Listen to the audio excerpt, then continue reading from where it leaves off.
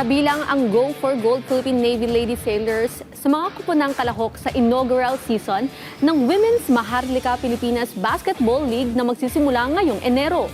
Kung ano ang pwedeng asahan ng Pinoy hoop fans sa kanila, yan ang malaman natin sa ulat ni teammate Rafael Bandayrel.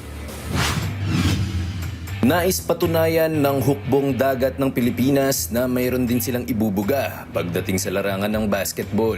Magkakaroon sila ng pagkakataong gawin ito sa kanilang pagsalang sa kauna-unahang season ng Women's Maharlika Pilipinas Basketball League o WMPBL. Bit-bit ang pangalang Go for Gold Philippine Navy Lady Sailors. Kabilang sila sa 14 na mga koponang bubuo sa naturang all-women's tournament. Para sa Lady Sailors at former national basketball team players na sina Karen Lomogda at Chovy Borja, malaking oportunidad ang pagkakatatag ng WMPBL para sa mga kababaihang basketball players sa bansa.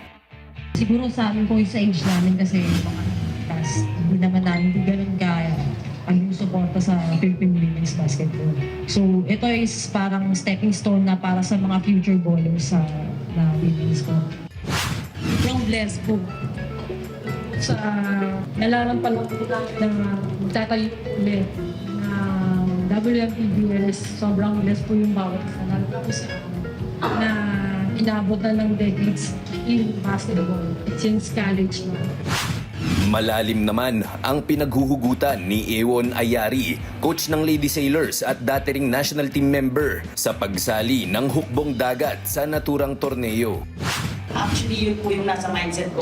Every time na naglalaro ako, hindi ko lang nire-represent yung sarili ko bilang Philippine Navy. I also represent yung mga tao sa likod namin na talagang pinupunta sa bakbakan. Yung mga pinoproteksyonan talaga, yung mga lugar na kung saan napakahirap puntahan. Napakarami po.